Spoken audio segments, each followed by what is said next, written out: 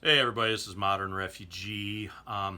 Watched a lot of videos on Minuteman gear, and I don't agree with a lot of the videos that I see on Minuteman gear. So I was going to kind of show you guys what my stuff is, what I consider my Minuteman gear.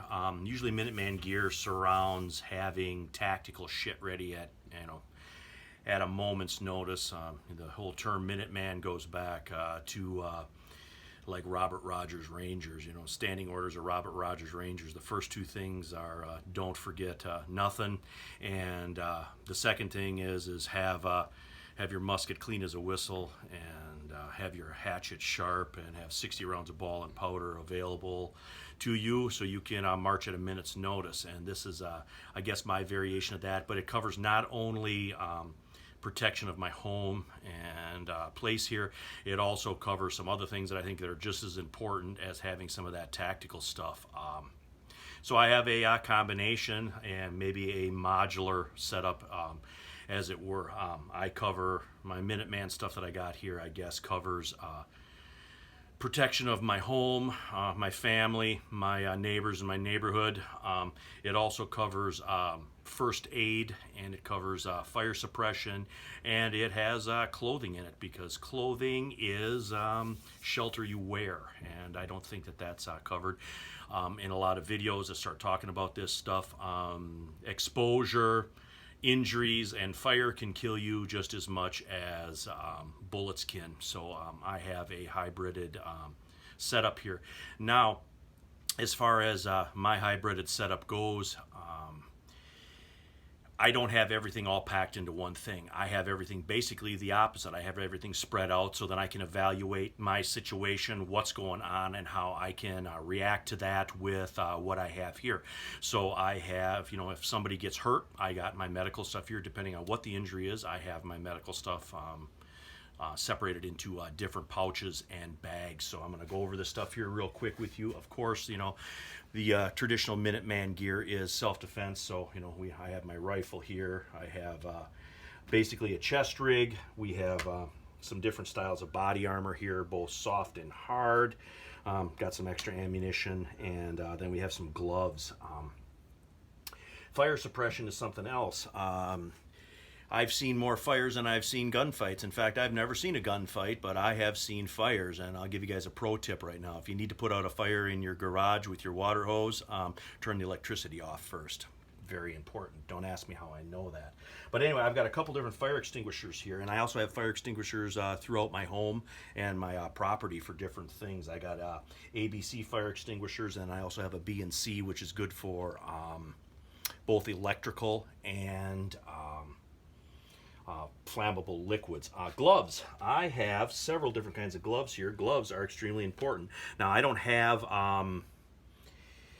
tactical gloves here. I have had tactical gloves in the past, but I think your best bet is just, and the cheapest is just to grab yourself some decent working gloves, kind of like these guys right here, that you can put on in a minute's notice if you need them. I also have Nomex gloves and hoods here. I've got a couple different ones. Nomex hoods and Nomex gloves are fire retardants. So if I would have to fight a fire, I have a little bit of protection right here that I can grab. I have headlamps pretty much for everybody here. I also have cheap flashlights that can be grabbed. I also have a off-grid light source here. This is a battery-operated light source, so if there's no electricity, I can still have light here to get my gear squared away. Now, I have a chest rig here. This is kind of a newer chest rig. It replaces this old dinosaur here that I've had about 15 years. I decided it was time to upgrade. And this chest rig right here is basically just ammunition, medical, and a knife. Now, this knife that I got on here, this is an SE4. I got a couple different SE4s, so I can actually choose what kind of knife that I want here if I want to change this up. Of course, I got my home defense gun here. And I have clothing.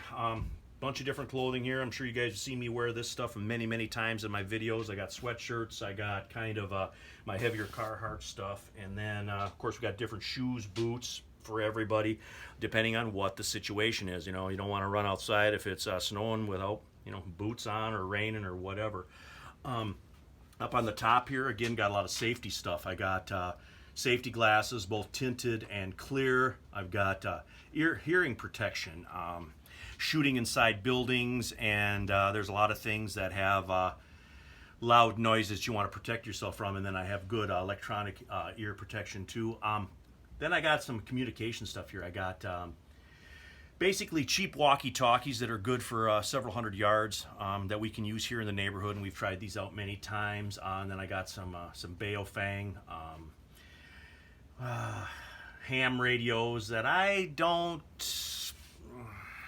I mean, yeah, you can pick up information on them and you can use them in an emergency, but I find these are the most valuable for the weather radio that's in there. If there is any weather information, I got these preset and they can be turned on to go right to the weather stations.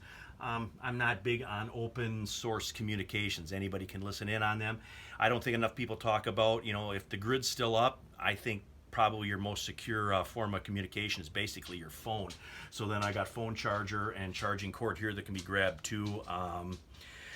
Any electronic communication can be eavesdropped on, but I figure a phone is a little bit more secure than just a ham radio. That's just my opinion. And I also have a shortwave radio here. This shortwave radio is quite old. I've had this a long time.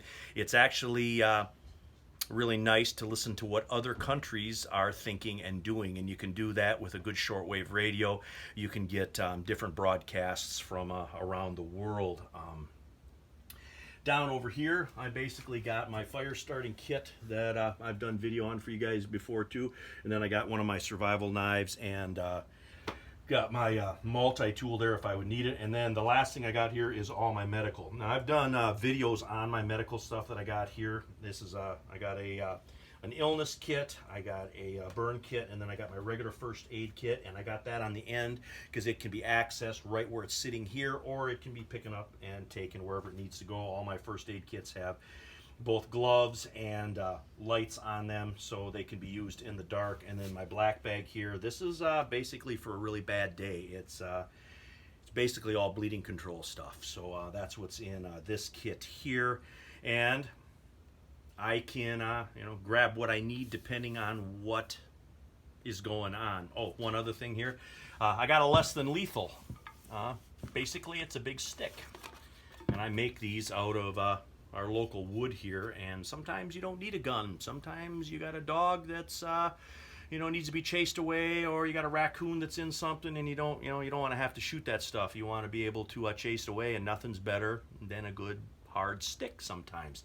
So it's not always about having guns in all situations. I believe it's a hybrid thing. You're going to need a little bit of everything if you want to cover as many bases as possible. So I just thought I'd take this little bit of time here, show you guys my Minuteman gear. And like I said, it's very not as traditional as a lot of Minuteman gear videos, but I feel that this covers different situations that may arise, and gives me some tools here in kind of this staging area in my home for me and my family to basically look after us and our neighborhood. So anyway, this is Modern Refugee. I appreciate all my subscribers out there. Hope you guys got a little information and a little entertainment out of this video here. Just talking preparedness here and some of the things that I do. You guys have a good day.